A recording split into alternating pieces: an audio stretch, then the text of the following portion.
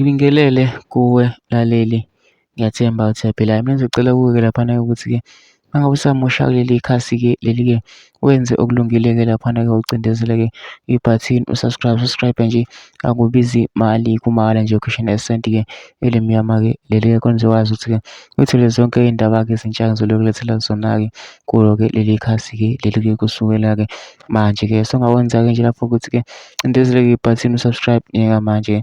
Udaba kulethele lona namhlanje ngiletheke ividiyo-ke yomunye umama-ke obeyinxusa inkatha-ke laphana ukuthi-ke ilalele izwi labantu-ke njengoba abantu abaningi-ke bavota-ke laphana-ke bakhombisa ukuthi-ke bafuna ukuphathwa yi-MK-ke. Lo mama-ke useyanxusa-ke inkatha ukuthi-ke ayilalele izwi-ke labantu waveza nokunye-ke laphana-ke. Kodwa-ke ngifuna uzizwezwa ngami-ke mina into enza nje ngizodlala-ke ividiyo-ke lana-ke uzizwele wona-ke. Ngizokucela kuwe laphana-ke ukuthi-ke masuzwile-ke le vidiyo lena ngema comment section-ke ufike umbono wakho usengicabangani-ke ngalo-ke lolu daba-ke lolu-ke masugciniza nebhathini nje subscribe nje akubizi imali kumahhala nje ukhishana isenti-ke elimnyama-ke leli-ke. Nawe-ke le video-ke awuyithokozele. Nina besilo, nina belembe leqamanya amalembe ngokukhalipha, nina abantwana bakaMthaniya, awu sizonxusa lana, sinxusa ngokukhulu ukusithoba, sinxusa inkatha Freedom Party ukuthi awu ayihloniphe izwi labantu. Abantu bakwaZulu Natal sebekhulumile, bathi cha umbimbi abafuna ukuthi lube khona lukahulumeni kumele luholwe umkhonto wesizwe. Bakubeke kwacaca futhi bazenza izibalo ngalendlela yokuthi kungabi khona ongakuphikisa ngoba akekho nje nosondele eduzane ku-45% kuwo wonke lama political parties akhona lapha eParliament. Asingavumi ukuhlukaniswa sidlale abelungu abafuna ukuqhubeka nokuqhoqhobalela umnotho ezikaMthaniya zibe zidludaka.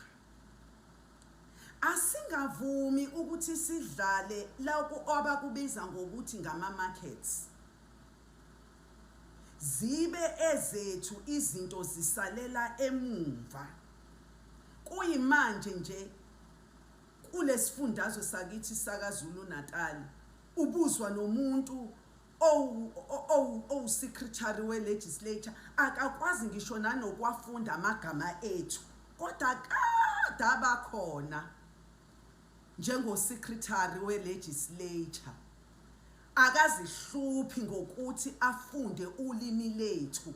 Siyoleke siba zigqila zezinye izizwe koze kube nini. We cannot be perpetual objects of domination. We must respect the will of the people of KwaZulu-Natal. The people of KwaZulu-Natal have unambiguously said, we want umkhonto wesizwe to lead the coalition government. There is not a single party that is coming anywhere close to the votes, to the mandate that was given to umkhonto wesizwe. There is no political party that is in the 30s. There is no political party that got in the 20s. Umkhonto wesizwe is 25%, and all other political parties are below 20%. We are simply saying respect the will of the people. Please, Babu vele nkosini Hlabisa, awu ngiyaguqa ngiyasincengela kwena baba wami, ngiyazi ukuthi siyakuhlonipha thina sabantu abahloniphayo. Awu Mphemba, awu ngiyazi ukuthi usuthe ukusinuka lesi situlo wathi ukusiroundisa, kodwa ukunikeza inkosi ubabuchiliza. Thina ama-professionals esine-experience, highly qualified, singama-mathematicians, singama ama-engineers, some quality systems developers and whatnot. We want to make this government work. We wanted to correct all the mistakes that were committed in the last 30 years. Please respect the will of the people of KwaZulu-Natal. I thank you. I know you will not betray Shenge.